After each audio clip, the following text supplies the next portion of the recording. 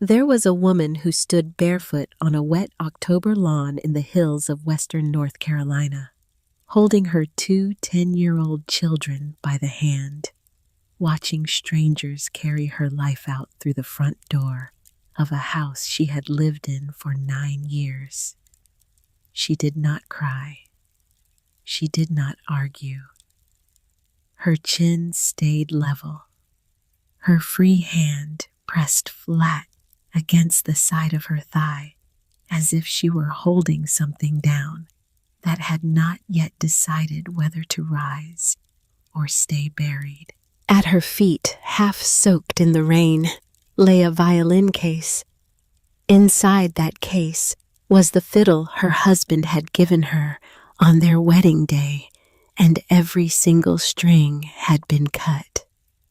Not frayed, not snapped from age, cut cleanly, deliberately, by someone who had taken a blade to them in the quiet dark of a house that was no longer hers.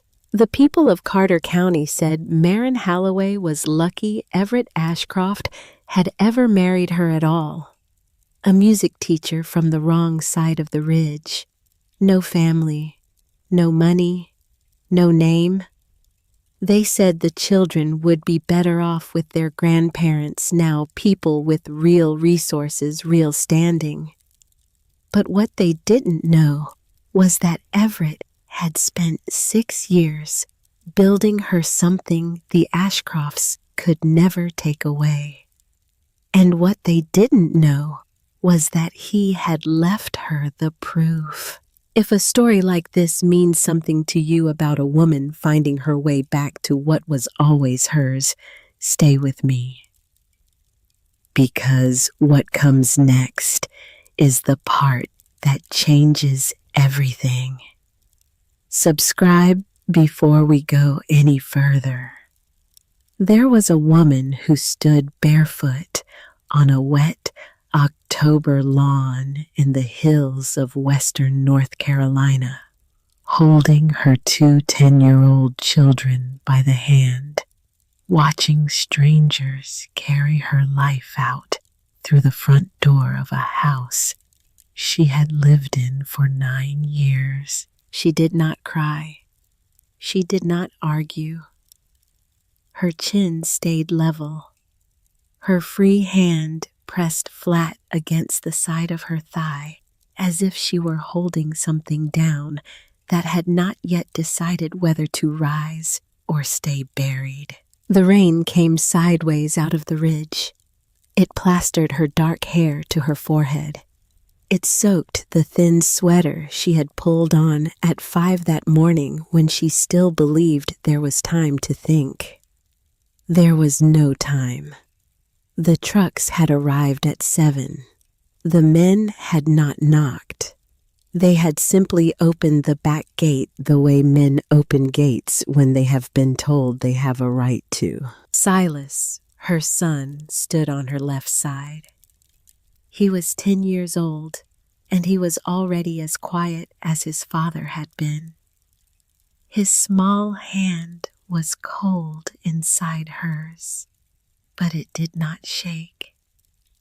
He watched the movers carry out the wooden bookshelf his father had built him for his 8th birthday, and his face did not move, and Marin Holloway understood in that moment that her son was teaching himself something terrible. He was teaching himself how to disappear inside his own body. Wren, her daughter, stood on her right side. She was 10 years old, and she had been singing since before she could properly speak. She was not singing now. Her lips were pressed shut so tightly that her chin had started to tremble, and her grip on her mother's hand was so fierce that Marin could feel the small bones moving under the skin. At Marin's feet, half soaked in the rain, lay a black violin case. The men carried out the kitchen table. They carried out the cradle that had once held both her children. They carried out the rocking chair her grandmother had given her the year Marin turned 23. And they carried out the framed photograph of her wedding day. And they did not look at her face as they passed her on the wet grass. Across the street, the neighbors watched from behind their curtains. They had known her for 9 years. They had eaten at her table. They had borrowed her tools. They had asked her to play her fiddle at their daughter's birthday parties. Not one of them came out into the rain. It was the loneliest morning of Marin Holloway's life. And it was also the morning she stopped being afraid. She had been born 35 years before that October, in a thin gray hollow on the Tennessee side of the mountains, the only daughter of a man who worked the coal seam and a woman who taught Sunday school and held the family together with prayer and pinto beans. Her father had died when Marin was 16.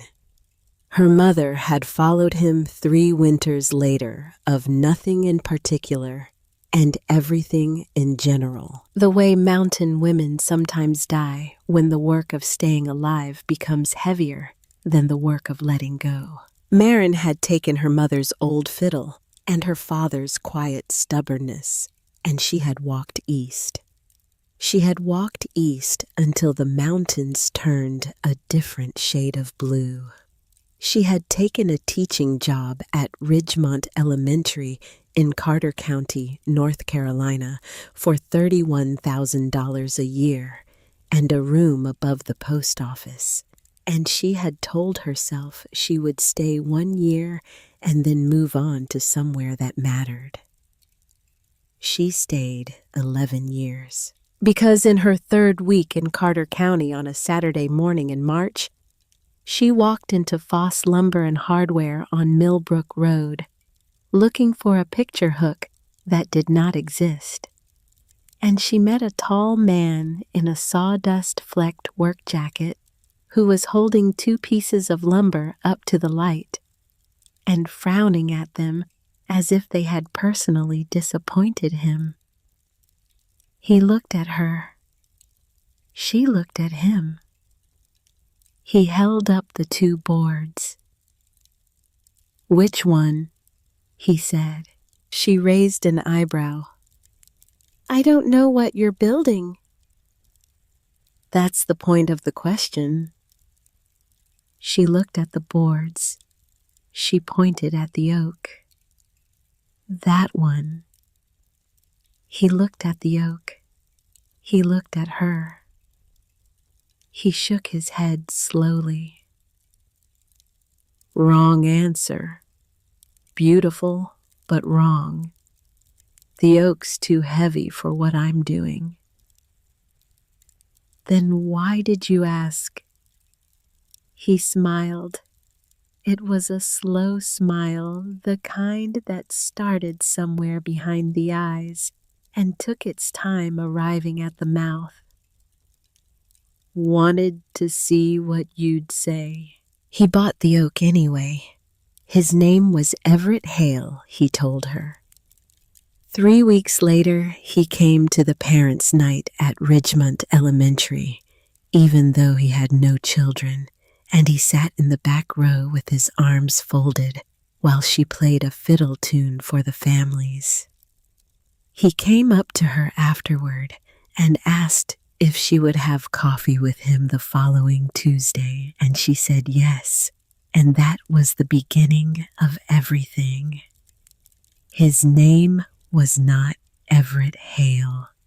His name was Everett Ashcroft. He told her 3 months later on a cold April evening on the front porch of the small rented cabin she lived in then, and he told her with his eyes lowered and his hands folded between his knees, like a man who had been rehearsing the confession in private for weeks. Hale was his mother's maiden name. He had been using it informally since college, since the year he had finally understood what it meant to be in Ashcroft in Carter County, and had begun the slow, grinding work of trying to set it down without anyone noticing he had set it down. The Ashcrofts owned things. They owned the timber yard on the east side of the county, and the marina on Lake Lure, and 3 of the 4 banks along Main Street in Pine Hollow, the county seat. They owned Ashcroft Holdings, a private development company that had built half the office towers and county courthouses between Asheville and Greensboro over the past 40 years. They sat on boards. They funded scholarships. They lived behind a long lane of 200-year-old oaks at the end of Ashcroft Road in a stone house with a name they themselves never used, but that everyone in the county knew. The patriarch was Thorne Ashcroft. The matriarch was Cordelia Ashcroft. And Everett was their only son. Marin had listened. She had not interrupted him. When he was finished, she had reached over and put her hand on the back of his neck, the way you put your hand on a child who has just confessed to something he believes will end the love between you, and she had said, "Everett, I don't care what your last name is. I care who knocks on my door." He had cried a little then. She had pretended not to notice. He brought her to meet his parents the following month. She wore her good blue dress, and she drove her used Toyota with the dent in the passenger door. And she noticed everything, the way mountain people notice everything. She noticed the way Cordelia Ashcroft looked at the dent in the door before she looked at Marin's face. She noticed the way Thorne Ashcroft shook her hand for exactly 1 second, and then turned to his son and began asking him about a property transaction in Buncombe County. She noticed the silver. She noticed the painting of a horse over the dining room mantel. She noticed that Cordelia poured the coffee herself without ringing for anyone, which Marin understood was a small kindness. A small refusal of the larger refusal that was happening in the room. At dinner, Thorne Ashcroft put down his fork halfway through the meal and looked at Marin across the long table. "Miss Halloway," he said in a voice that was perfectly even, "do you understand what marrying my son means?" Marin put down her own fork. She looked at him steadily. "I think it means I'd be marrying your son," she said. Thorne smiled with his mouth. His eyes did not move. "It means more than that," he said, and he picked his fork back up and resumed eating. In the truck on the way home, Everett did not speak for a long time. The headlights climbed the dark mountain road. Then he said, without looking at her, "They are not what matters. You know that, right?" She put her hand over his on the gear shift. "I know." She meant it. But she also understood in the way that women raised by mountain mothers always understand that the Ashcrofts would be present in her marriage the way weather is present in a house. Sometimes you would forget about them for whole weeks at a time. And then a wind would come. They married 2 years later in the small white Baptist church on Elm Avenue in Pine Hollow. The church held 40 people comfortably. On the day of their wedding, it held 63 because Everett had deep roots in the working community of Carter County, regardless of his father's empire and the carpenters and the framers and the men from the timber yard all came. Cordelia Ashcroft came too in a gray silk dress and sat in the second pew with her hands folded in her lap and her face unreadable. Thorne Ashcroft did not come. He had a board meeting in Charlotte he could not move. Marin played her grandmother's fiddle at the reception, and Everett danced with her badly and joyfully in the church hall. And that night alone in the small mountain cabin they had rented for the weekend, he put his forehead against hers and said, "I'm going to build you something one day, something they can't touch." She had laughed. "Everett, you've already built me everything I need."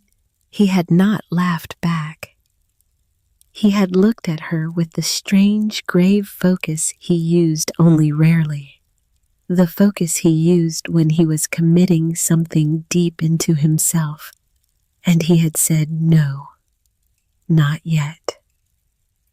She had not understood him. She would understand him 11 years later on a wet October day standing in front of a house that was no longer hers. Everett moved her into the house on Clover Hill Road 3 months after the wedding. It was a 3-bedroom craftsman with a wraparound porch and a view of the eastern ridge that turned gold every morning for about 20 minutes before the light shifted. The house, Everett told her matter-of-factly the first night, was part of the Ashcroft family trust. The family kept several properties this way maintained and assigned within the family as needed. It was simply how the Ashcrofts did things. Myron had asked once gently whether they ought to be on the deed themselves, whether they ought to be paying down a mortgage of their own. Everett had said, "Someday, not yet. Trust me on this." She had trusted him because Everett was a man who deserved to be trusted. He was a structural engineer with a degree from NC State, but he had refused to step into his father's company. He worked construction with his hands. He framed houses. He poured foundations. He came home with sawdust in his hair and concrete dust on his boots, and a laugh that carried through every room he walked into.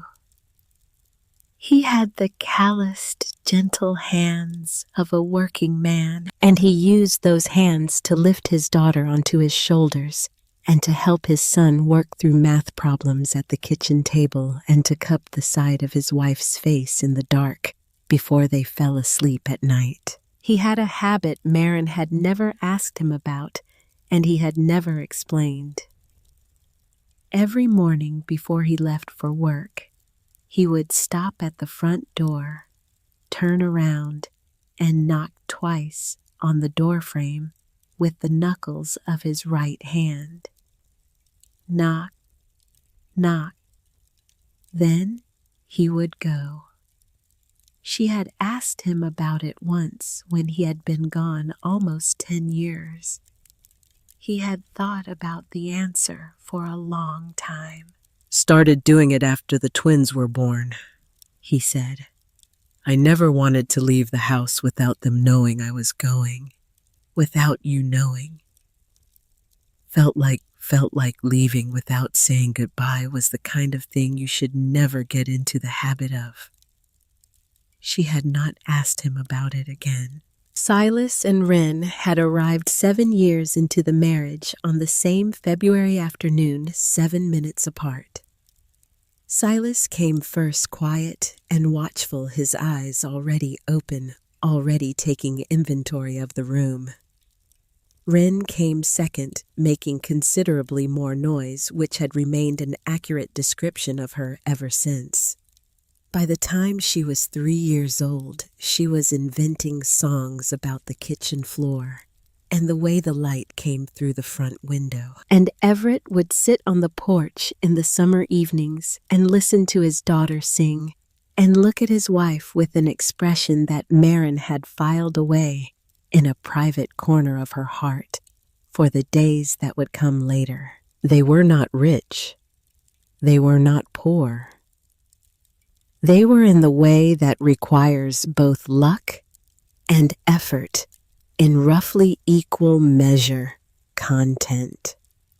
Everett died on a Wednesday in February. It was a job site accident, a scaffolding failure on the 12th floor of the Whitmore Tower project in downtown Pine Hollow, a commercial high-rise development being built by, and Marin would not learn this detail until much later, a subsidiary of Ashcroft Holdings. The scaffolding gave way at 9:14 in the morning.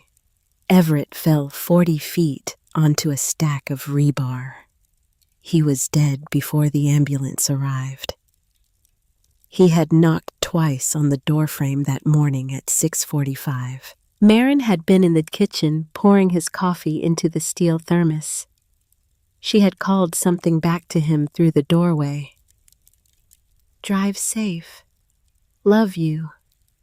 Something ordinary. She had not turned around to watch him go. That was the last time. The weeks after his death were a kind of weather she moved through rather than experienced. There were funeral arrangements and casseroles in unmarked dishes, and a steady rotation of Ashcroft family acquaintances through the living room on Clover Hill Road. Cordelia Ashcroft handled the logistics of the funeral with the practiced thoroughness of a woman who had organized many public events. And Marin accepted the kindness because she could not have managed the logistics herself and also remained upright. Thorne Ashcroft handled the bank and the funeral home and the practical conversations, and Marin accepted that too because she did not have the strength to refuse him.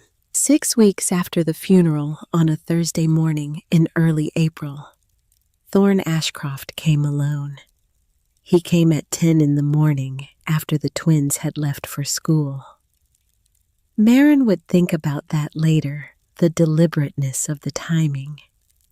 He sat at the kitchen table where Everett had sat with Silas, working through long division, and he placed a leather portfolio on the table between them, and he folded his hands over it, the way a man folds his hands over a contract he has already won. "Marin," he said. His voice was kind. That was the worst part. "I've spoken with the family attorneys about the property situation." She knew before he opened the portfolio. She knew the way you sometimes know things before you have evidence because the body understands before the mind catches up. The house on Clover Hill Road was part of the Ashcroft Family Trust. Marin's residence in the house had been informally contingent in the way that family arrangements are often informal until they are suddenly not on her status as Everett's spouse. With Everett gone, that contingency had reached its end.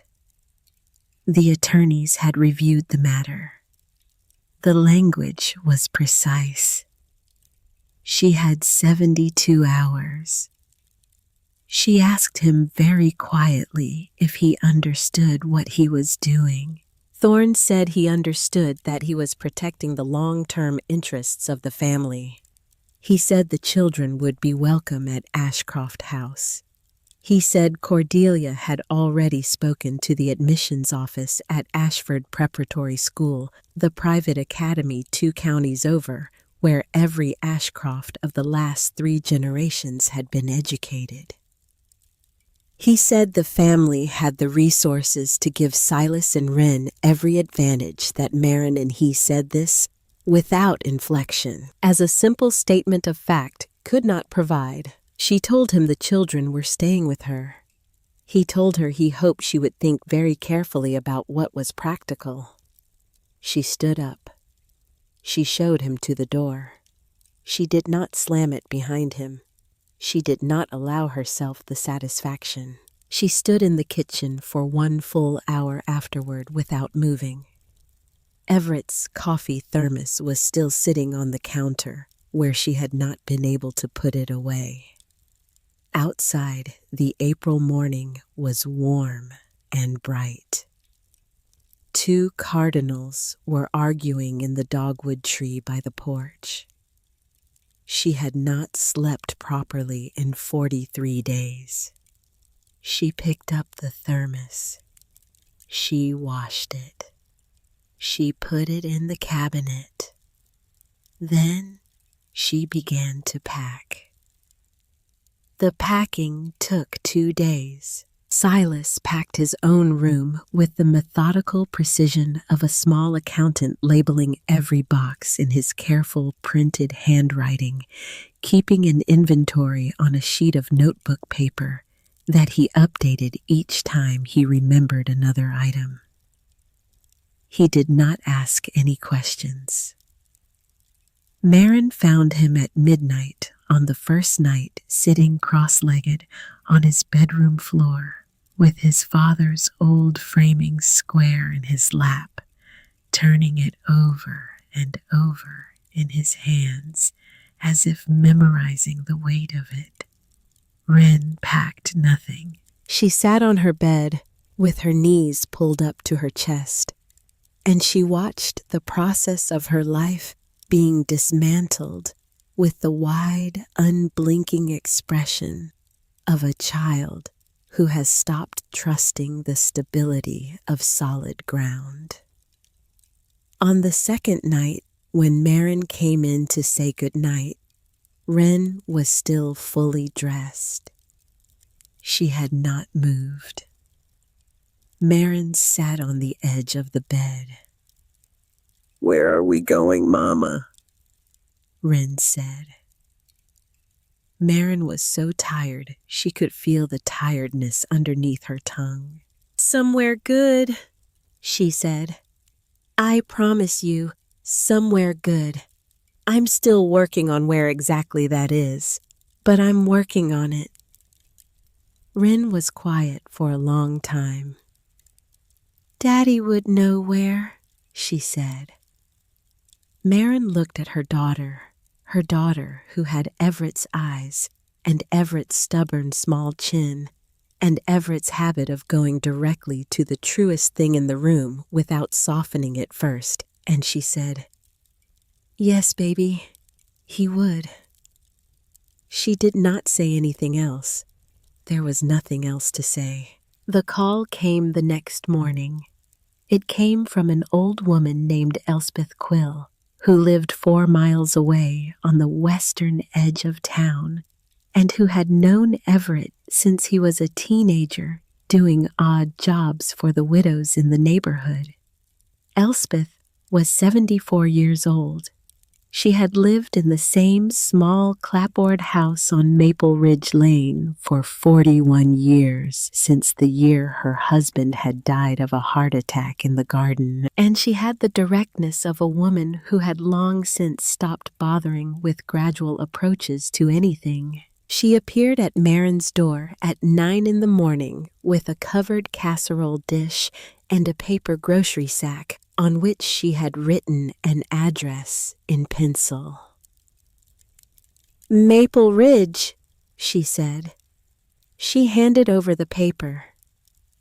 "End of the lane, the Henderson rental. They cleared out in August. Place has been sitting empty. Rent's almost nothing. House has a wood stove that works, and a yard the children can run in." Marin looked at the paper. "Elspeth, I can't." "You can." Elspeth Quill set the casserole on the counter without asking permission. She looked around the half-packed kitchen with an expression that was neither pity nor judgment.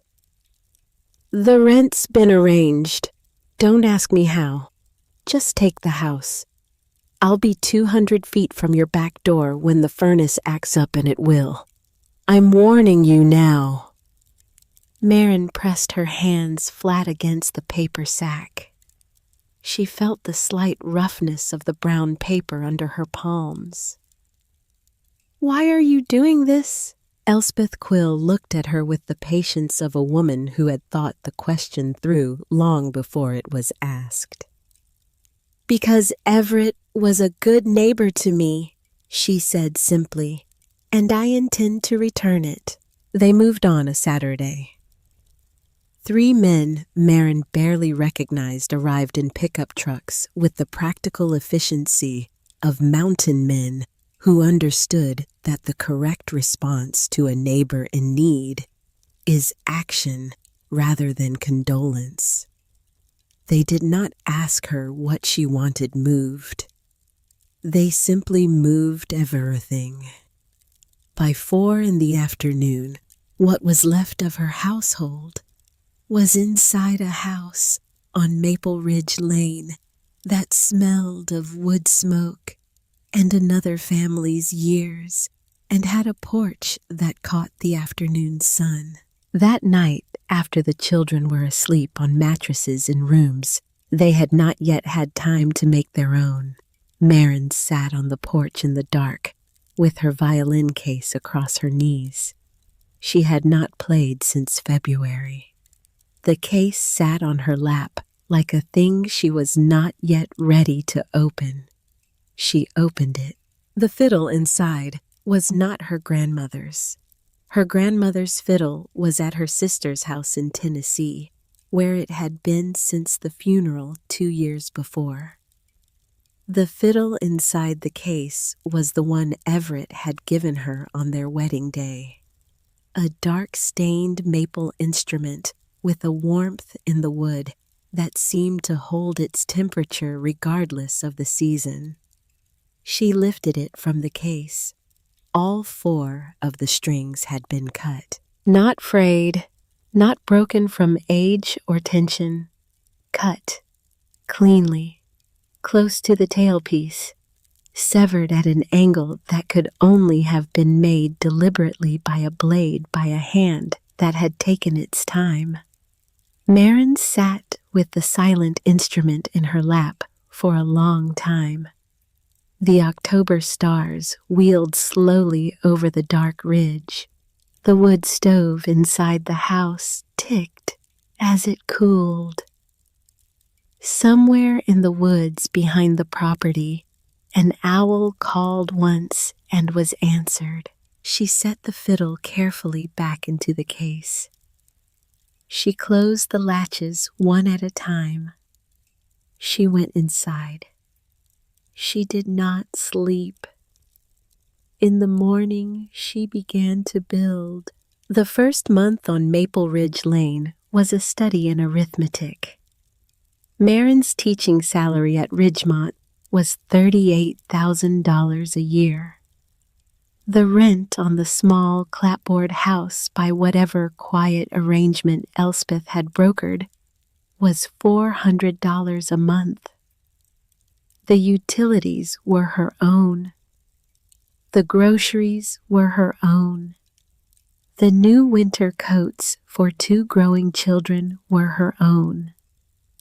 She made a budget on a yellow legal pad at the kitchen table, and she made it work, but only barely, and only because she added 2 evenings of private music lessons to her week driving across the county after dinner to teach piano and guitar and basic fiddle technique to the children of farmers and shopkeepers who paid her in cash, and the occasional jar of preserves. Silas adapted by working. He learned which neighbors paid a few dollars for yard work, and he raked their leaves on Saturdays without being asked.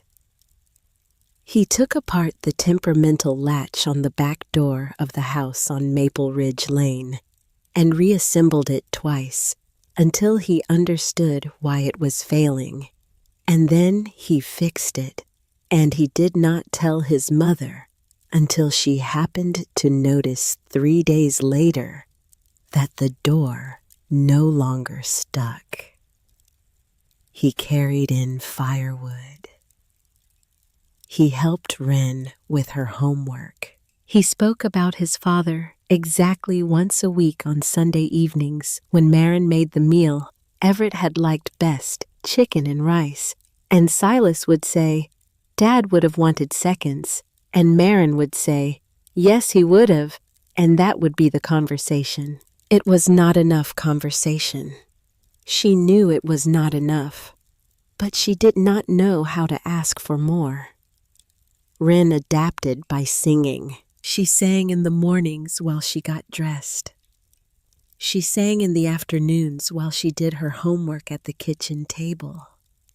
She sang in the evenings while she helped clear the dishes. The songs were sometimes school songs, and sometimes hymns she had picked up from somewhere Marin could not identify, and sometimes long wandering improvisations that had no words at all, only sound shaped into something that moved through the rooms of the small house and rearranged the air. Marin recognized the process. It was her own. It was how she had survived her mother's death. You poured the thing you could not name into the only language that would hold it. Elspeth Quill appeared at the back door of the house on Maple Ridge Lane with a regularity that should have struck Marin as remarkable, but somehow did not.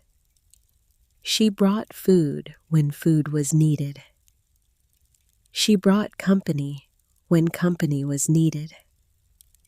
She brought the particular kind of silence Marin had not realized she required until she received it.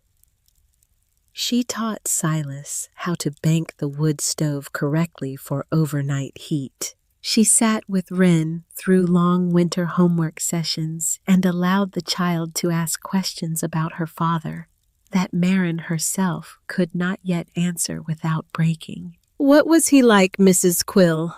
Wren asked one evening, perched on a kitchen stool with her bare feet hooked around the rungs.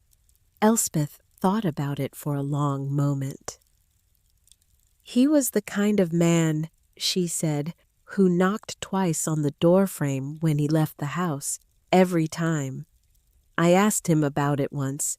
He said he started doing it when you were small. He never wanted to leave without you knowing he was going." Marin had been standing in the doorway behind them. She did not move. She had not heard that story before. She did not know how Elspeth Quill could have known it. She filed the question away in the same place she had filed everything else. It was on a Tuesday evening in the 3rd week of November, 6.5 weeks after the move to Maple Ridge, that Marin came home from a late private lesson and found Elspeth sitting in the front room of the small house with a cream-colored envelope in her hands. The envelope was not open. Elspeth was not reading it. She was simply holding it with both hands, the way a person holds something fragile that has been entrusted to them. When Marin walked through the door, Elspeth Quill startled, and Elspeth Quill did not startle. The envelope went into the pocket of her cardigan in a single smooth motion that Marin saw clearly and was not meant to see. The two women looked at each other across the room. "Elspeth," Marin said slowly, "what is that?" Elspeth Quill, 74 years old, did not lie. But she did not entirely tell the truth either. "Honey," she said, "some things come to a person when they're ready, not before." Marin stood in the doorway with her coat still on. The wood stove ticked. Wren was upstairs asleep.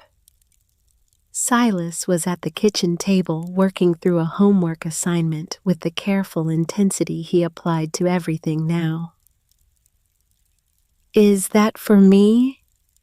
Marin asked. Elspeth's eyes did not leave hers. "When you're ready."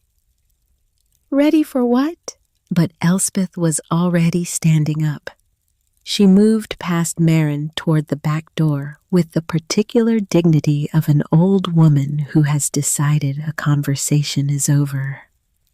She paused at the door. She did not turn around. "There are things about your husband," she said quietly, "that he wanted you to know in his own time. I told him I would help see to it. I'm seeing to it."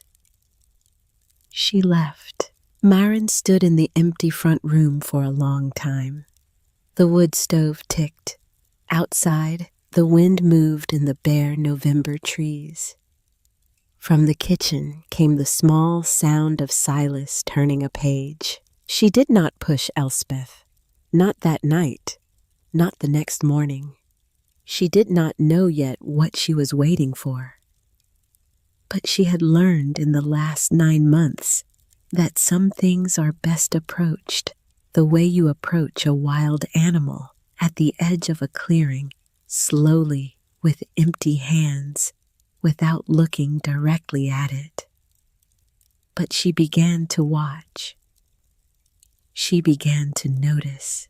She began to notice that Elspeth Quill had appeared at her door on the morning of the move with an address already written.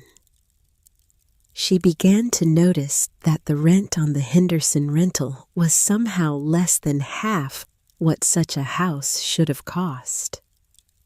She began to notice that Elspeth Quill was never surprised by anything Marin reported, no matter how strange.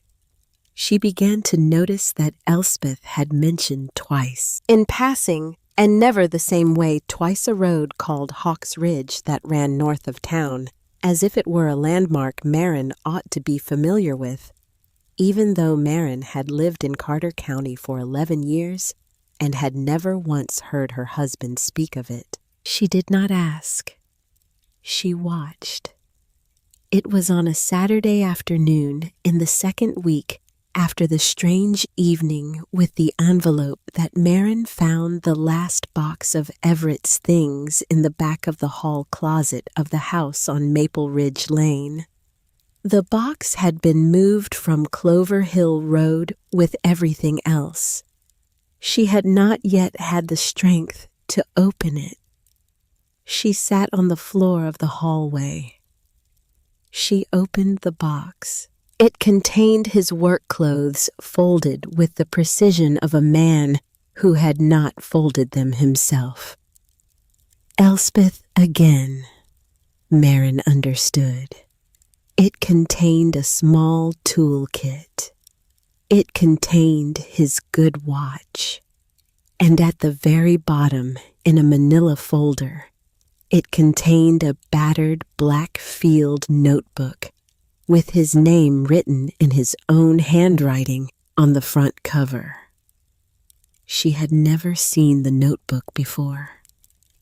She opened it. It was a job notebook. He had kept dozens of them over the years, one for each major project, filled with measurements and sketches and the names of suppliers and the cost of materials. This one was newer than the others. It was less than half full. The dates inside ran from August of the previous year through the first week of February, the first week of February, the week of the accident. She read slowly. The first 30 pages were ordinary. Loads, spans, concrete pours, a diagram of a stairwell. And then, near the middle of the notebook, she found a page that was different. It was dated October 14th. 5 months before the accident. The handwriting was tighter than the surrounding pages. The lines pressed harder into the paper, as if the pen had been gripped more firmly. Site safety inspection. 12th floor scaffolding sign-off, provided by Whitmore Holdings subsidiary as compliance contractor. Raised concerns with project manager Tom Riggs. Discrepancies between actual conditions and signed paperwork. Riggs says it's been kicked upstairs. We'll follow up. The next entry was dated 3 weeks later. Followed up. Riggs says report is finalized. Don't push it. Don't push it. 3 men work that scaffolding every day. We'll speak to Dad directly. Maren read the words 3 times before they fully registered. She turned the page. The next entry was dated late December. Spoke to Dad. He laughed. Said I didn't understand business. Said I never had. Said the inspection was within acceptable margin. Asked him what acceptable margin meant when men were standing on it. He told me to mind my own work and stop interfering with his. Took the original inspection forms before I left. He doesn't know I have them. She turned the page again. The next entry was the last one. It was dated the first week of February, 4 days before he had fallen. It was a single line. If something happens, the box on the ridge. Maren sat on the hallway floor of a rented house on Maple Ridge Lane in Carter County, North Carolina, with her dead husband's notebook open in her lap. And for the first time since the morning, the men had carried her life out through the front door. She felt the heat rise behind her eyes. She did not let it through. She closed the notebook. She closed her eyes. She breathed in slowly through her nose and out slowly through her mouth, the way her mother had taught her to breathe when she was a small girl and the world was too large. The box on the ridge. Hawks Ridge. Elspeth. She got up. She put the notebook on the kitchen table. She poured herself a glass of water. She drank it. She put the glass in the sink. Then she went into the back closet of her own bedroom, and she opened the dresser drawer where she had not yet had the strength to look, and she lifted out the small wooden jewelry box that Everett had built for her himself the first Christmas after they were married. Inside the jewelry box, under her grandmother's locket, and a tangle of cheap earrings she rarely wore, was a cream-colored envelope. Her name was written on the front in Everett's handwriting. Maren.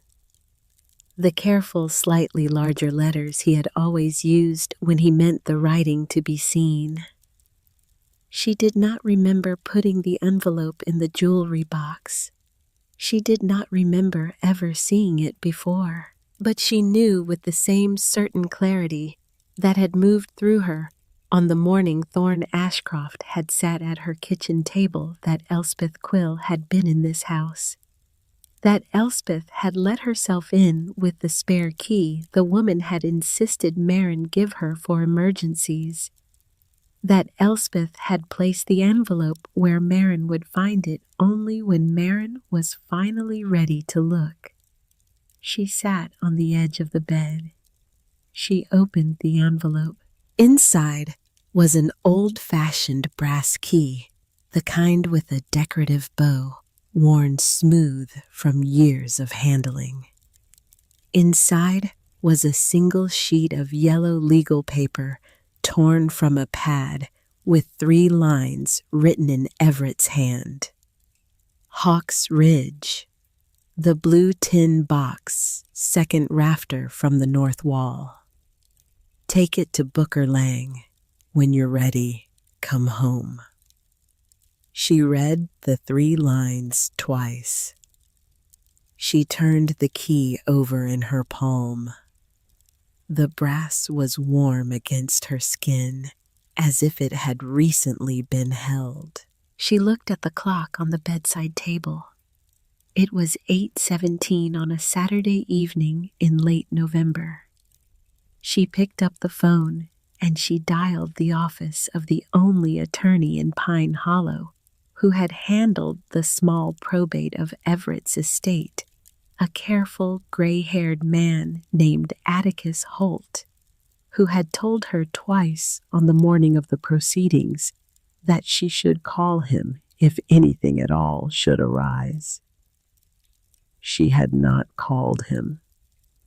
She was calling him now. He answered on the 3rd ring. Atticus, she said. It's Marin Halloway. I need to ask you about a piece of property north of town, a place called Hawk's Ridge. The pause on the other end of the line was exactly 1/2 second too long. Marin, Atticus Holt said. His voice was very careful. I think you and I need to meet tomorrow morning. Can you come to my office at 9? Tell me now. Another pause. Your husband, Atticus said slowly, purchased 40 acres of mountain land on Hawk's Ridge 6 years ago. He had a structure built on the north slope. The deed was transferred into your name 18 months ago. The wood stove ticked in the front room. Marin did not breathe. There is something else, Atticus Holt said. Someone has been trying to access those records for the past 2 months. Through an inquiry from a private firm in Charlotte. The firm is on retainer to Ashcroft Holdings. The phone was very cold against her ear. Marin, Atticus said quietly, I have been waiting for you to be ready to make this call. Are you? She looked through the open bedroom door into the small front room of the house on Maple Ridge Lane. From the kitchen came the soft sound of Silas turning another page. From upstairs came the soft, wandering sound of Wren singing in her sleep, formless, searching, working something out through sound that daylight had not yet resolved. On the kitchen table, the black field notebook sat open to the last page.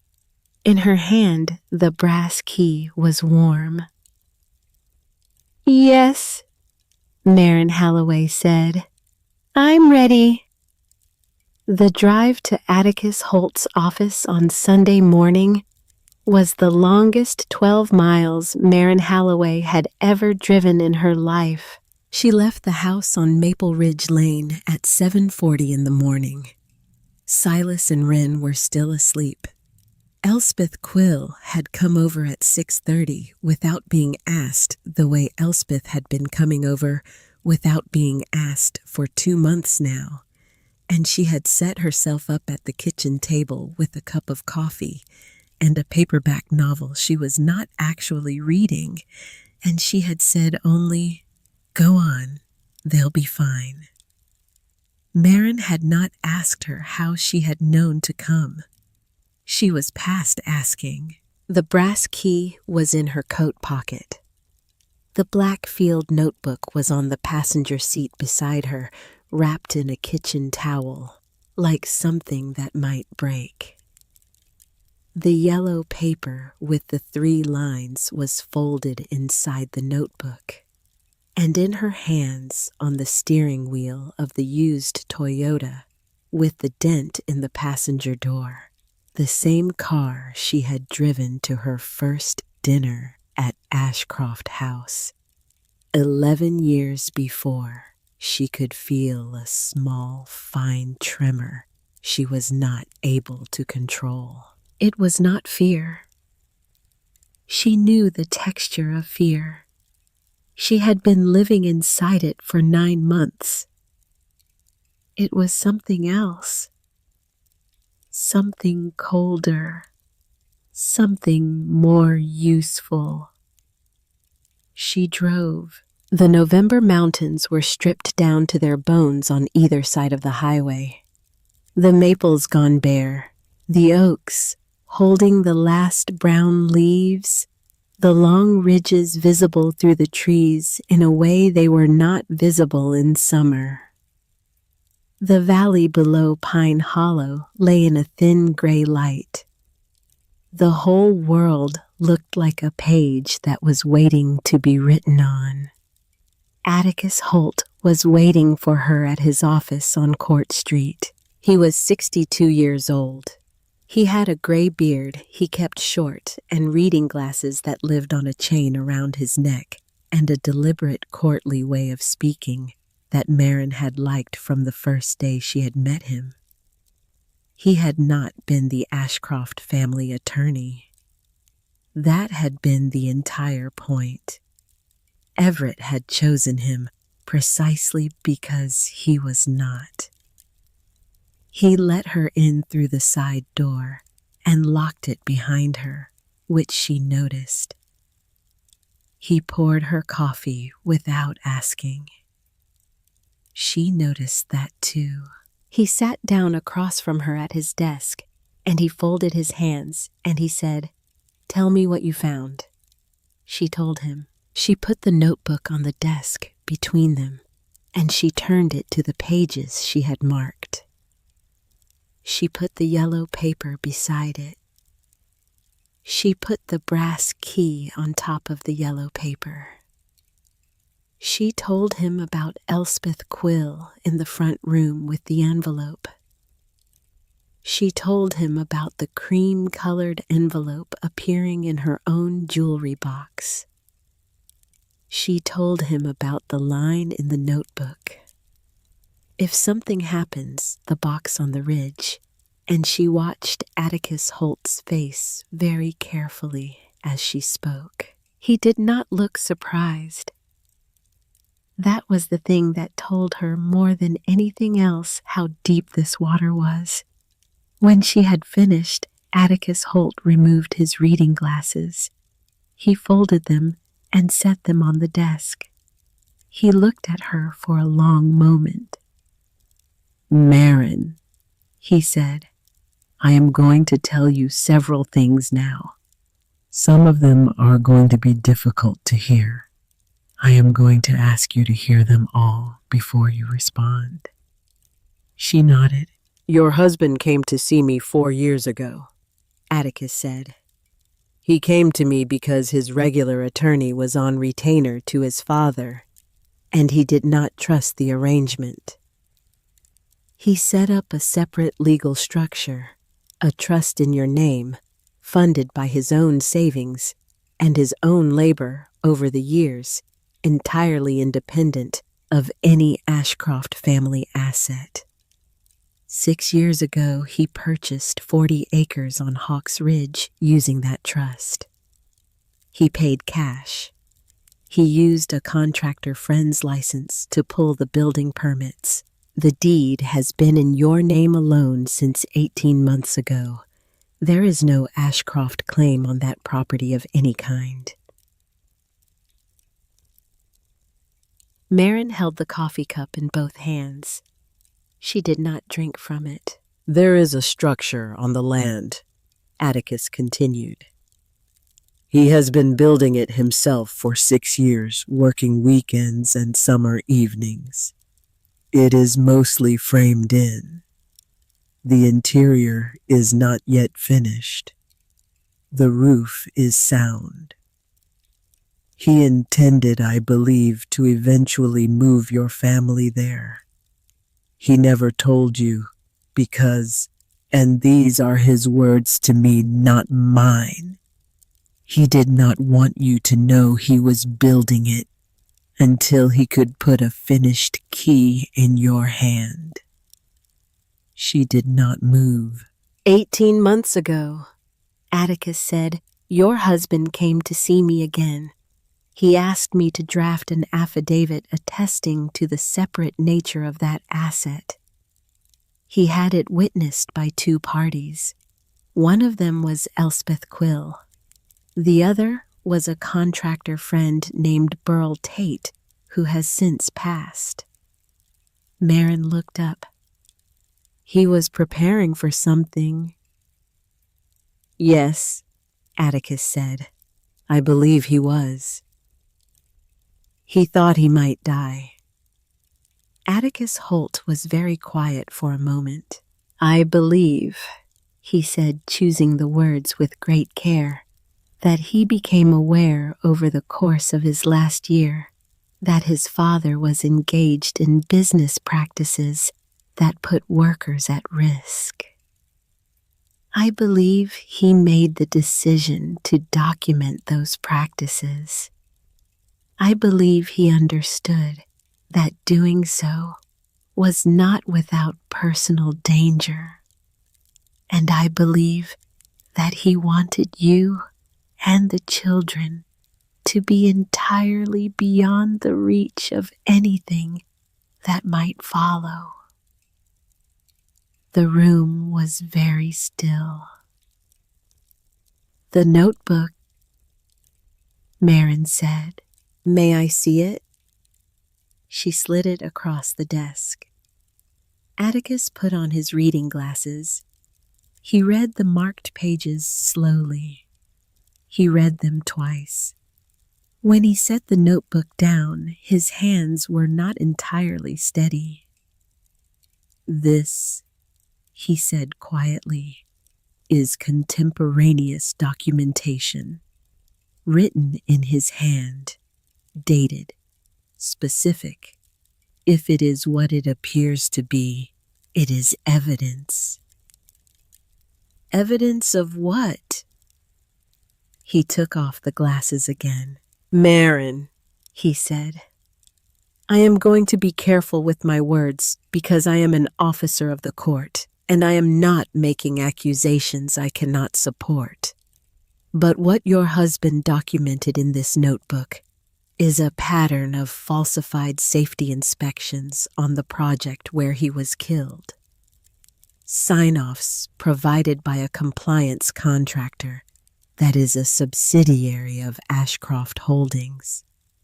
The kind of pattern that, if it had been examined honestly, would have shut down that scaffolding before it ever went up. She breathed in. She breathed out. You're telling me, she said, that his father's company falsified the inspections on the rigging he was standing on when he died. I am telling you, Atticus said, what this notebook says. I am not yet telling you what it means. There is a difference, and that difference is going to matter. How is it going to matter? He looked at her steadily. Because the man you are about to go up against, he said, is the most powerful man in this county. He has lawyers I cannot afford to fight one at a time.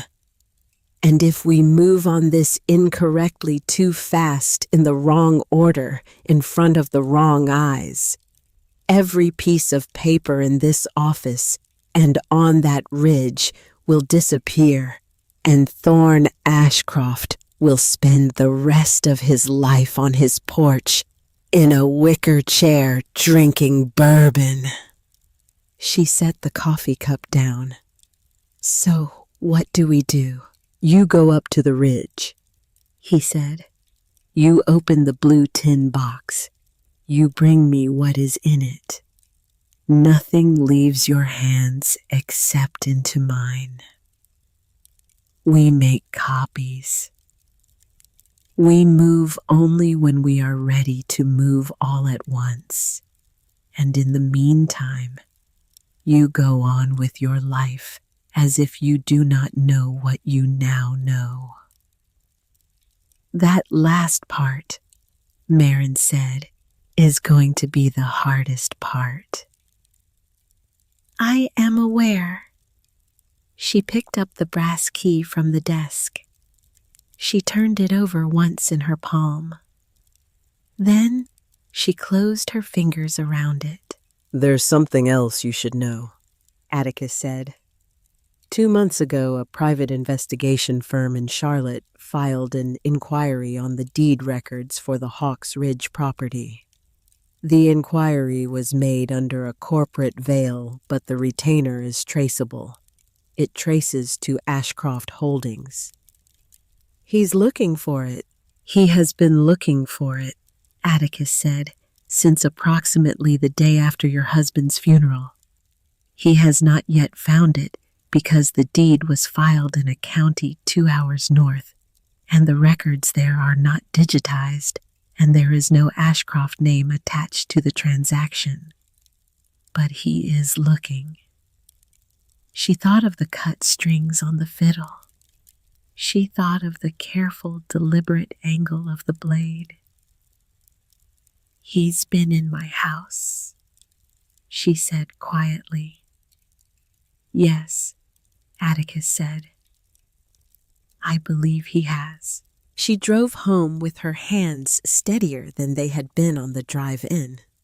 She stopped at Elspeth Quill's house on Maple Ridge Lane before she went to her own. She did not knock. She let herself in through the back door, the way the old woman had told her she was welcome to. Elspeth was at her kitchen table with her paperback. She looked up. She saw Marin's face. She closed the book. All right, Elspeth Quill said. Sit down, honey. Marin sat. You knew? I knew some of it, not all. How long?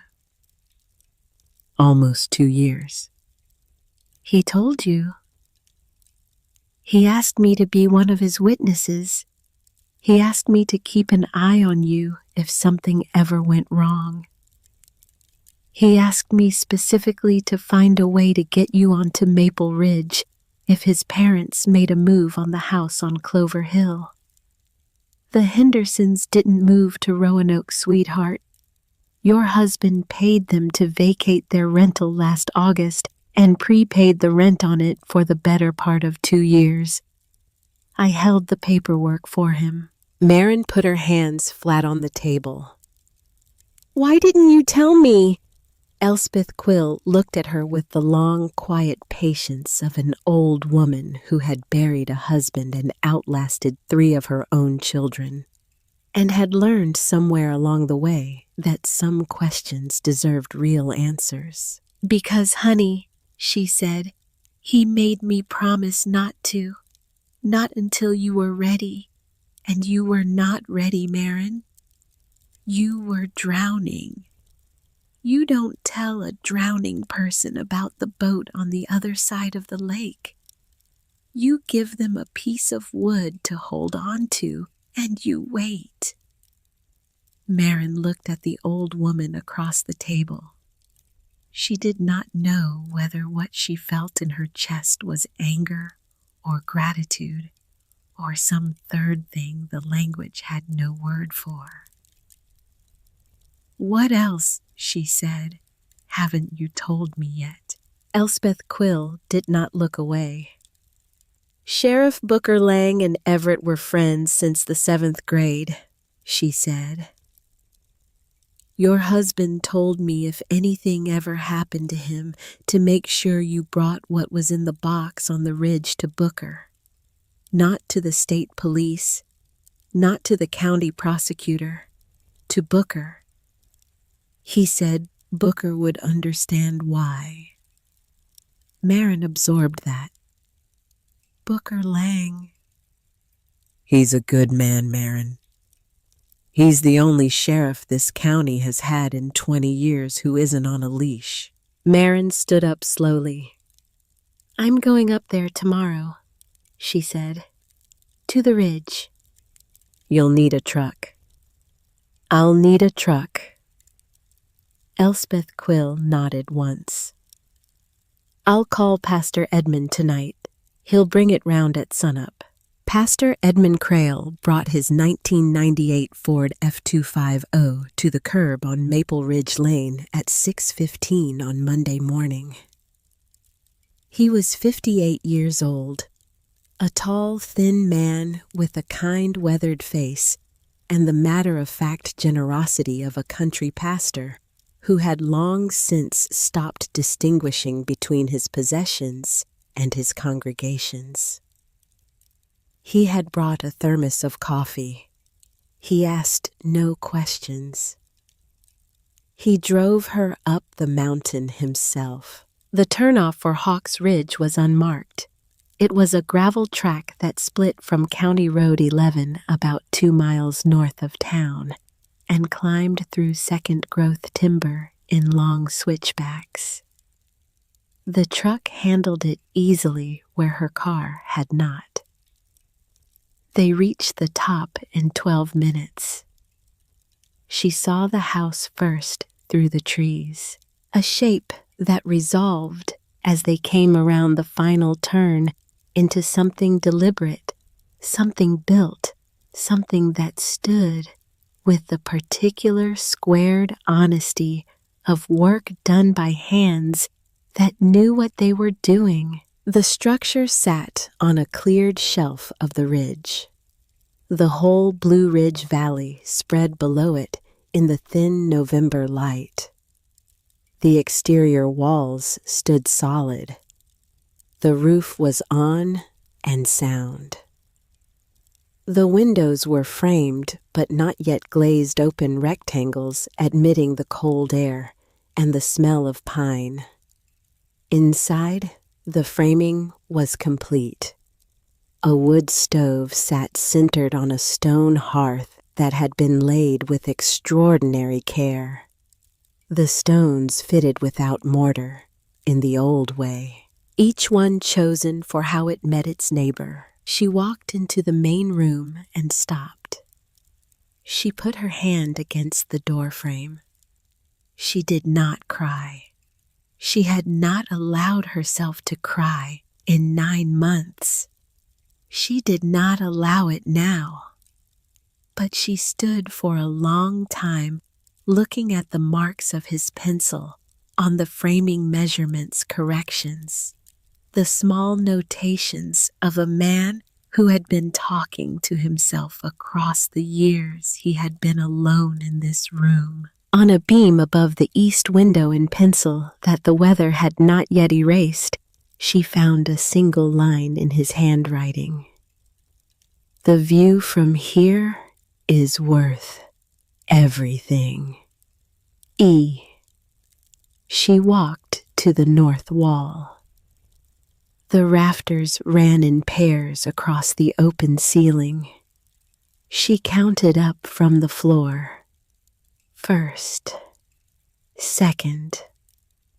On the second rafter from the north wall, tucked into a small framing pocket Everett had built into the joint, was a blue tin box. It was the size of a shoebox. The paint was old navy blue, weathered at the corners. The lid was secured with a small lock. The brass key fitted perfectly. She lifted the box down and she carried it to the only piece of furniture in the room, a sawhorse near the hearth, and she set it on the boards across the sawhorses and she opened it. The first thing inside was a folder of legal documents wrapped in a piece of canvas cloth.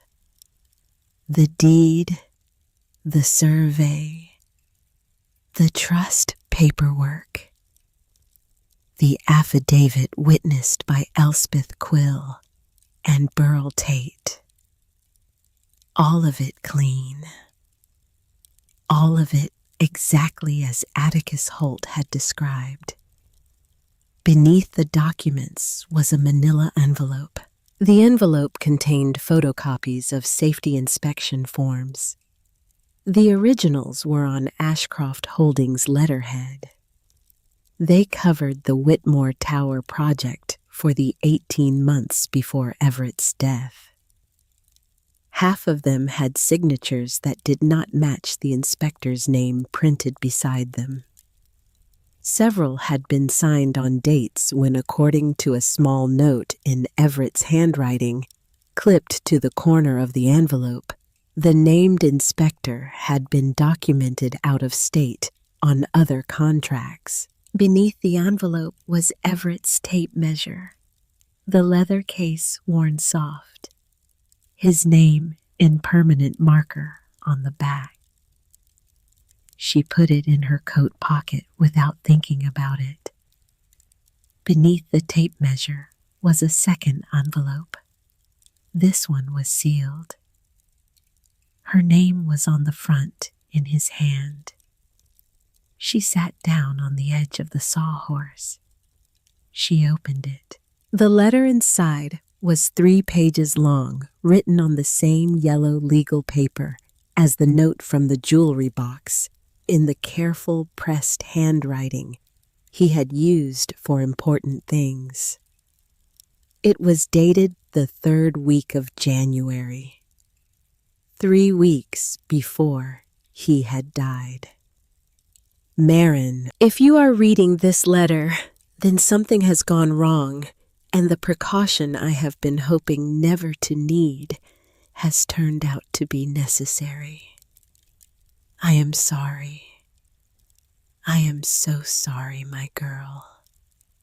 I have been sitting at this kitchen table trying to write this for 2 hours, and I have nothing useful to say except that I love you, and I love Silas, and I love Wren, and I have done what I can to make sure that whatever comes next does not break you. I want you to listen to me very carefully now. I want you to read this slowly. I want you to put it down between paragraphs if you need to.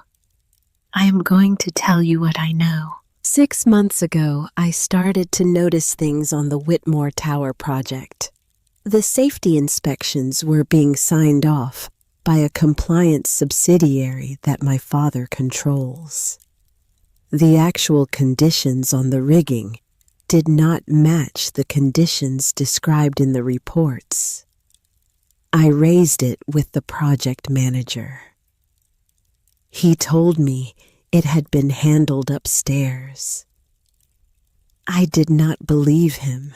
In November, I went to my father directly. I sat in his office on Main Street and I laid the discrepancies on his desk. And I asked him to fix it. I asked him as his son. He laughed at me, Marin. He told me I did not understand business. He told me I had never understood business. He told me the margins were within acceptable tolerance and that I should mind my own work and stop interfering with his. I left his office, and I knew the way you know things in your body before your mind catches up, that I was now a problem to him. I have been documenting everything since that conversation. I have copies in 3 places. The originals are in the blue tin box. There are duplicates with Atticus Holt sealed in his safe, and there are duplicates with one other person whose name I am not going to put on this page in case this letter is ever found by the wrong hands. Marin, if I am dead, do not assume it was an accident. I am not telling you this to frighten you. I am telling you this so that you will be careful. I am telling you this so that you will not let yourself be moved by grief into trusting people who do not deserve your trust. My father will be kind to you in the first weeks. My father is kind the way an axe is sharp. It is a property of the tool, not of the heart behind it. He will offer you things. He will offer to take the children. He will offer to manage the practical affairs. Do not accept. Do not sign anything. Take Atticus to every meeting. When you are ready, take everything in this box to Booker Lang at the sheriff's office. Not to the state, not to the prosecutor, to Booker. He was my friend in the 7th grade when nobody else in this county wanted to be friends with an Ashcroft. He will know what to do. And Marin, I built this house for you because I wanted you to have somewhere to stand that was entirely your own. Not borrowed, not loaned, not contingent on anyone's permission. Yours. I have been working on it on the weekends. I told you I was helping friends. I am sorry for the lie. It was the only lie I ever told you, and I am not sorry for the reason, but I am sorry for the lying. Forgive me. The view from this ridge is worth everything. I want you to bring the children here. I want you to finish what I started. I want you to live the rest of your life in this house. And I want you to teach Rin to play her songs in this room. And I want you to teach Silas how to lay a stone hearth the way my grandfather laid them by weight, and fit without mortar, the old way. If I am gone, you are not alone. There are people in this valley who have been quietly watching out for you for longer than you know. They will not announce themselves. They will simply be there. Let them be there. Come home, Marin. Everett.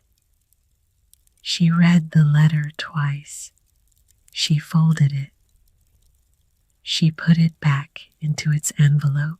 She walked out of the house across the cleared shelf of the ridge to the edge where the slope fell away into the blue valley, and she stood there in the November wind, with her arms at her sides and the tears she had not allowed herself for 9 months finally came. They did not come violently. They came slowly. They came the way rain comes after a long drought, not breaking anything, just arriving. Just finally arriving. Pastor Edmund Crail stood by the truck and did not look at her. When she came back to the house 10 minutes later, her face was dry. She closed the blue tin box. She locked it. She put the key in her coat pocket on top of the tape measure. She carried the box to the truck.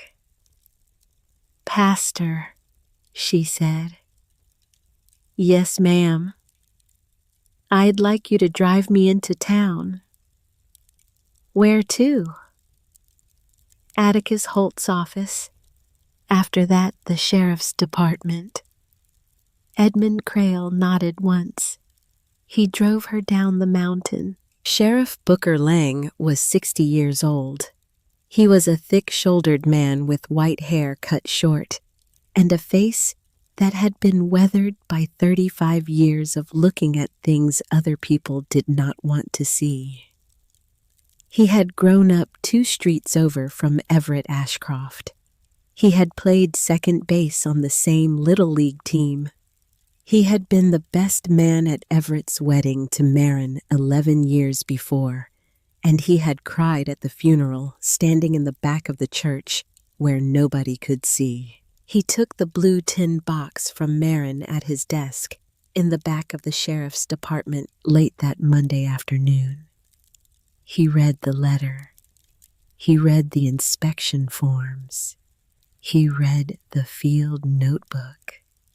When he was finished, he folded his hands